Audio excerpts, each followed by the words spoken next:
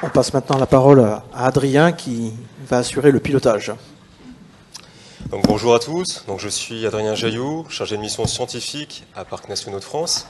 Merci à tous pour votre présence aujourd'hui en grand nombre. Donc avant de commencer la longue liste des interventions de cet après-midi et par la mienne, donc, qui est consacrée au panorama des sites de référence des parcs nationaux, je souhaitais faire un petit rappel du déroulement de cet après-midi. Donc il est prévu une dizaine d'interventions de 15 minutes chacune, qui seront, je vous rassure, entrecoupées par une pause de 30 minutes.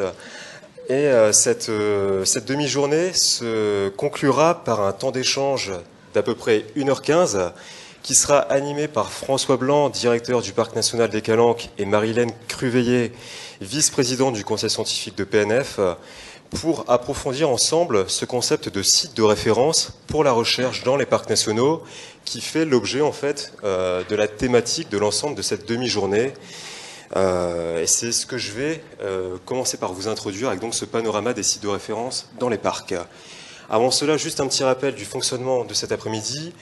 Donc, comme je l'ai dit, des interventions de 15 minutes. Il a bien été demandé aux intervenants de respecter ce temps pour ne pas trop être en décalage dans le programme.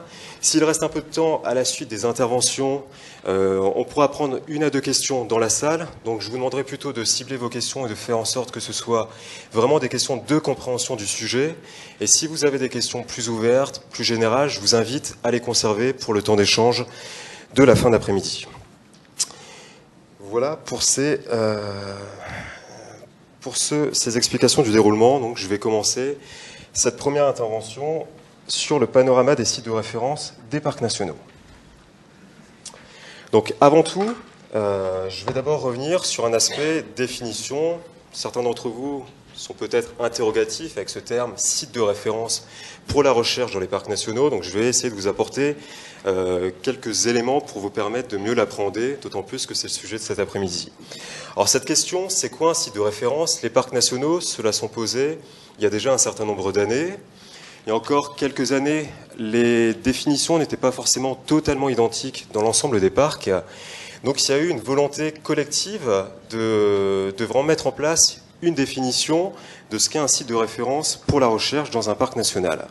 Or, ce travail, il s'est notamment concrétisé dans le cadre d'un projet plus global qui vous a été évoqué tout à l'heure, la stratégie scientifique 2015-2025 des parcs nationaux de France. Bon, un travail plus global sur lequel je ne vais pas revenir aujourd'hui, mais si vous ouvrez par exemple la brochure qui vous a été fournie tout à l'heure dans la pochette, page 6, il y a un encart qui vous donne des éléments sur ces sites de référence, et c'est là-dessus que je vais revenir assez rapidement cet après-midi. Donc selon moi, il y a vraiment 3 éléments clés à retenir pour vous expliquer ce qu'est un site de référence. Alors, un site de référence, c'est une partie de territoire d'un parc national sur lequel sont menés des suivis, des études scientifiques sur le long terme. Donc ça, c'est vraiment quelque chose d'important. L'idée de pouvoir, d'avoir une certaine longévité du dispositif qui lui permet du coup de produire des jeux de données de longue durée. Donc, lorsque les sites sont similaires, je vais par exemple vous prendre un exemple qui vous sera présenté tout à l'heure, sur le programme Lac Sentinelle par exemple, si on prend le parc national des Écrins, chaque lac Sentinelle, donc les lacs Sentinelles sont des lacs d'altitude, chacun de ces lacs d'altitude est considéré comme un site de référence du parc national. L'ensemble des sites de référence du parc forment un réseau de sites de référence. On aura l'occasion d'y revenir. Donc sur l'ensemble de ces sites qui font partie d'un même réseau de sites de référence, bien sûr, la méthodologie doit être identique et on a bien sûr une répétitivité des mesures qui explique l'aspect longévité, être poursuivi sur le long terme. Alors certains de ces sites dans les parcs nationaux sont relativement anciens, ils datent pour certains quasiment de la création du parc national, donc vous voyez quasiment les années 1970 pour les plus anciens. Et ce que je voulais aussi mentionner, c'est ces sites de référence, ils peuvent être toutefois récents, donc c'est pas la longévité, des sites de référence peuvent avoir été mis en place très récemment pour être considérés comme sites de référence. C'est vraiment parce qu'il est souhaité qu'ils soient sur le long terme. Quelque chose également d'important à retenir sur ces sites de référence, c'est qu'ils vont concerner toutes les disciplines scientifiques possibles, des sciences dures aux sciences humaines et sociales, et surtout, ils ont pour finalité de favoriser des collaborations interdisciplinaires, c'est-à-dire de favoriser des collaborations entre les équipes du Parc national et des instituts de recherche, mais aussi, encore mieux, favoriser des collaborations entre équipes de recherche sur les territoires des parcs nationaux. Alors vous allez en avoir plusieurs exemples dans ce qui vous sera présenté cet après-midi. Donc comme je viens de le mentionner, on a donc vraiment un premier cercle de partenaires sur ces sites de référence, des acteurs de la recherche. J'ai représenté quelques instituts, quelques universités qui sont parmi les plus impliqués actuellement dans ces réseaux de sites de référence, mais ne vous vexez pas si vous y voyez pas, la liste n'est pas exhaustive. Et ce qui est aussi important à noter, vous le verrez dans les interventions qui auront lieu cet après-midi, il y a vraiment un second cercle qui met en fait en évidence que sur ces sites de référence, d'autres partenaires des parcs nationaux sont impliqués, que ce soit des services de l'État, des établissements publics, des associations, des collectivités. Vous vous rendrez compte que ces sites de référence, ils impliquent vraiment aussi d'autres partenaires que les acteurs de la recherche. Et vous vous rendrez compte également, ça sera bien sûr un des points intéressants de cette demi-journée, qu'un certain nombre de réseaux de sites de référence dépassent les territoires des parcs nationaux et s'intéressent à d'autres espaces naturels, notamment d'autres espaces naturels protégés. Enfin, dernier élément clé de cette définition des sites de référence que je souhaitais mentionner cet après-midi, c'est l'idée que l'ensemble de ces sites de référence s'inscrit sur un gradient d'anthropisation. Alors qu'est-ce que j'entends par gradient d'anthropisation? Je vais vous expliquer ça concrètement avec le gradient représenté ici. Donc en fait, on va trouver des sites de référence qui se situent sur des milieux très peu anthropisés, jusqu'à des sites de référence présents, au contraire, sur des sites qui font l'objet de pressions anthropiques bien plus importantes. Alors si on prend l'exemple peut-être le plus emblématique du réseau des parcs nationaux concernant les sites très peu anthropisés, on peut citer la réserve intégrale du Lovitel dans le parc national des Écrins, une réserve créée il y a plus de 20 ans à des fins scientifiques dont l'accès est réglementé, c'est-à-dire dont l'accès n'est autorisé que quelques journées par an à quelques équipes scientifiques. Donc on est vraiment sur un milieu naturel préservé des pressions anthropiques directes. Autre exemple de réserve intégrale dans le réseau des parcs nationaux, celui de Bagot, dans le parc national de Porquerolles, comme je l'ai dit. Il y aura une intervention dessus tout à l'heure, qui a fait l'objet il y a quelques années, encore même récemment, d'opérations de gestion, d'éradication des espèces exotiques envahissantes. Après, le principe est le même, on est aussi sur une réserve intégrale à accès très réglementé, mais ce pourquoi? Parce qu'il y a eu des opérations de gestion, je situe un peu plus en aval sur le gradient d'anthropisation. D'autres sites de référence qui vous seront présentés, les alpages, qui sont bien sûr des milieux exploités par l'homme, qui se situent un peu plus loin sur le gradient d'anthropisation, ou encore, pour donner un autre exemple, l'archipel du Frioul, dans le parc national des Calanques, qui est un site de référence exposé à diverses pressions anthropiques. Cela vraiment pour vous mettre en évidence que les sites de référence dans les parcs nationaux, ce ne sont pas uniquement les réserves intégrales des parcs. On trouve des sites de référence en cœur de parc, en aire d'adhésion. Donc on a vraiment une diversité d'écosystèmes et d'usages qui sont représentés. Et ça me semblait être un des points importants à vous indiquer en introduction. Donc voilà pour cette première partie, définition qui j'espère vous aura éclairé un petit peu, avant d'aborder le panorama et de vous donner quelques exemples, à savoir que vous aurez des exemples davantage détaillés dans les interventions de cet après-midi. Alors ce qu'on peut dire, suite à ce travail de définition partagé au sein du réseau, il y a eu tout un travail de recensement qui a été fait.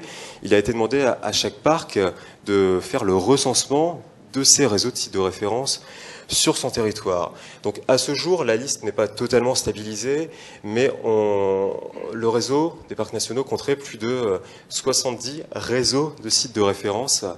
Et moi j'ai fait le choix de vous présenter ces exemples par compartiment de grandes thématiques, comme vous allez le voir ici, je vais y revenir, des thématiques biodiversité, climat, forêt, pastoralisme, etc. Alors ce schéma est probablement erroné parce qu'il aurait fallu mettre des flèches un peu partout. Bon, c'est le choix que j'ai fait d'essayer de compartimenter, mais bien sûr c'est pas totalement faisable et possible. La plupart des autres sites de référence que je vais vous montrer maintenant se retrouvent en fait dans plusieurs de ces thématiques. C'est juste un choix que j'ai fait de présentation. Alors pour vous donner quelques exemples qui concernent la thématique faune, on a plusieurs, bien sûr, réseaux de sites de référence qui sont consacrés à des espèces animales, notamment des espèces animales emblématiques du réseau des parcs nationaux. Par exemple, le site de référence de l'Isard en vallée de Cauterets dans le parc national des Pyrénées qui vous sera présenté tout à l'heure. Il y aura une intervention sur ce sujet.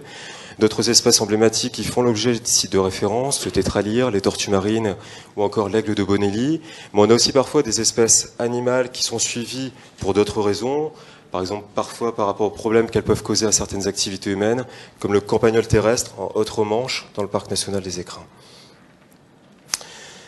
Il y a aussi des sites de référence qui sont consacrés à des espèces végétales, donc j'en cite deux exemples ici. Par exemple, sur l'espèce rare et emblématique des Alpes, le chardon bleu, il y a plusieurs stations de cette espèce qui sont considérées comme sites de référence dans chacun des 3 parcs nationaux alpins. Autre exemple d'espèce, une espèce d'orchidée rare des Antilles qui s'appelle Brassavola cuculata, qui est suivie dans le parc national de la Guadeloupe et qui est considérée également comme site de référence au sein du réseau des parcs nationaux. Alors je ne l'ai pas mentionné, mais bien sûr par site de référence, comme j'ai dit, ce sont des études, des suivis scientifiques qui sont menés, donc elles peuvent prendre bien sûr plusieurs formes. Il peut s'agir de points de mesure, de points de prise de vue, de points d'écoute, de circuits, de transects, de parcelles, de placettes. Voilà, on peut être sur des sites de référence linéaires, sur fasciques, du très petit au très grand, vous le verrez avec les exemples qui vous seront présentés tout à l'heure. Sur des exemples de réseaux de sites avec une approche habitat-milieu, vous voyez ici par exemple le suivi des herbiers de Posidonie des côtes nord et sud de Port-Cros, avec l'image représentée ici, dans le parc national du même nom, ou encore ce qui a été fait en termes de suivi de la couverture végétale dans le parc national des Écrins, avec une méthodologie qui s'appelle SOPHI. La thématique climat est également une thématique bien représentée dans le réseau des sites de référence des parcs nationaux. Alors je vais citer quelques exemples ici, parmi les plus emblématiques bien sûr le suivi des glaciers. 3 glaciers sont considérés comme sites de référence, 2 dans les Écrins, 1 en Vanoise. On a aussi par exemple des stations de suivi de la température de la mer dans les parcs nationaux de Port-Cros et de la Guadeloupe, ou encore d'autres exemples, je ne vais pas rentrer dans le détail. Un certain nombre d'entre eux vous seront présentés soit cet après-midi, soit demain matin. Autre thématique importante pour le réseau des parcs nationaux, la thématique forêt, avec parmi les exemples les plus emblématiques des sites de référence pour cette thématique, les placettes forestières permanentes. On va en compter dans plusieurs parcs nationaux métropolitains, et y compris en Outre-mer. Il y aura une intervention sur ce sujet tout à l'heure par le parc national des Cévennes. Pastoralisme, bien sûr, également, avec par exemple le programme Alpage Sentinelle. 19 alpages sont suivis dans le réseau des parcs nationaux. 19 d'entre eux donc, sont considérés comme sites de référence, 10 en Vanoise, 9 dans le parc national des Écrins. Il y aura également une présentation tout à l'heure sur les alpages sentinelles. Autre projet, par exemple, le projet Life Plus Milouf dans le parc national des Cévennes, où là ce sont 20 exploitations qui sont suivies et qui sont considérées comme sites de référence. Thématique eau douce, on peut prendre par exemple pour exemple 2 parcs nationaux ultramarins, celui de la Guyane avec le suivi de la turbidité des cours d'eau, ce sont plus de 130 points de mesure qui ont lieu dans l'ensemble du parc, ou encore les 6 rivières en basse-terre dans le parc national de la Guadeloupe qui font l'objet d'un suivi hydrobiologique. Il y aura aussi une intervention là-dessus tout à l'heure. Sur la thématique pêche en mer, on a par exemple 7 zones de non-prélèvement dans le parc national des Calanques. Sur la thématique paysage, on peut citer les points de prise de vue des observatoires photographiques de la Vanoise ou encore du Mercantour. Et enfin, je vais terminer par cette thématique-là. J'aurais pu en citer d'autres, mais bon, bien sûr, j'ai fait un choix, mon temps n'étant pas non plus illimité. Le patrimoine culturel, avec 2 exemples. Par exemple, ce qui a été fait en termes d'opération de toponymie en vallée de l'Oyapock, dans le parc amazonien de Guyane, ou encore le suivi des sites archéologiques du parc national du Mercantour. Il y aura notamment une présentation qui vous sera faite sur les actions au niveau de la cime de la Tournerie, dans le parc national du Mercantour, demain matin. Voilà pour ce petit tour rapide, quelques exemples. J'ai donc essayé de vous dresser ce panorama. Comme je l'ai dit, ce que j'ai présenté, donc c'était par thématique, mais pour beaucoup de réseaux de sites, j'aurais pu les placer dans d'autres endroits. Il faut bien retenir l'idée qu'on aurait pu mettre vraiment beaucoup d'autres flèches pour dire que toutes ces thématiques sont plus ou moins liées et entrecoupées. Pour conclure mon intervention, donc dernière étape, qui est la diffusion de ces listes de sites de référence, parce que c'est vraiment tout l'intérêt d'avoir produit ce travail, et notamment de cette demi-journée, c'est donner envie à d'autres acteurs, ceux par exemple dans la salle qui ne travaillent pas encore avec les parcs nationaux, de venir travailler sur ces territoires parcs nationaux qui sont sites de référence, qui sont des territoires qui sont non vierges de connaissances, pour vraiment aller vers davantage de croisement de données physiques, biologiques, socio-économiques, etc. et vraiment favoriser l'interdisciplinarité dont j'ai parlé tout à l'heure. Donc, cette demi-journée, bien sûr, est une des premières étapes de diffusion de cette connaissance qui existe dans les parcs nationaux, de ces actions qui y sont faites. Et on souhaite surtout, courant 2016, mettre en place un outil qui sera accessible à tous, qui permettra donc à chacun de visualiser la localisation de ces sites de référence et aussi d'accéder à leurs caractéristiques, année de début, partenaires, paramètres mesurés, fréquence des mesures, ou encore des questions sur la superficie ou la longueur de ces sites de référence. Alors très rapidement, pour vous montrer un exemple de cartographie, donc vous voulez trouver ces deux cartographies du Parc national des Écrins et de celui de la Guadeloupe dans la pochette qui vous a été distribuée à l'entrée. Donc c'est une représentation de l'ensemble des réseaux de sites de référence du parc sur son territoire. Donc chaque parc ici, on a une dizaine. Bon, je ne vais pas trop rentrer dans le détail, évidemment. Vous l'avez devant les yeux, normalement. Vous pouvez voir que sur certains endroits, il va vraiment y avoir une superposition de réseaux de sites de référence. Par exemple, ici, le cas de la réserve intégrale du Lovitel. On aurait pu prendre aussi pour le Parc national des Écrins, par exemple, un autre endroit de superposition au niveau du col du Lotaré, avec donc, par exemple, un alpage sentinelle, des polygones de suivi SOFI, etc. Autre exemple de visualisation au niveau du Parc national de la Guadeloupe, avec là, bien sûr, des sites de référence à la fois terrestres et marins. Donc, sans rentrer trop dans le détail non plus, vous pouvez regarder au niveau du nord de l'île de la Guadeloupe, au niveau de la baie du Grand Cul-de-Sac marin, un grand nombre de réseaux de sites de référence, à la fois en mer et sur terre. Je vais passer. En Basse-Terre, également un certain nombre de réseaux de sites de référence. Donc, par exemple, les carrés jaunes que vous voyez sont des placettes forestières permanentes. Les lignes rouges sont des transects de suivi du pic de la Guadeloupe, espèce endémique de l'île, ou encore les 6 rivières qui font l'objet d'un suivi hydrobiologique, ce qui vous sera présenté tout à l'heure. Et enfin, pour terminer, si on zoome encore davantage, ces grands ronds jaunes orange que vous voyez ici sont les stations MoveClim, et c'est justement ce programme international qui a concerné l'île de la Guadeloupe et également le Parc national de la Réunion qui va vous être présenté dans 2 minutes. Voilà, je vous remercie pour votre attention, pour cette présentation rapide. J'espère avoir éclairé en partie, vous avoir éclairé en partie sur ce qu'est un site de référence pour la recherche dans un parc national. De toute façon, l'ensemble de cette demi-journée est consacré.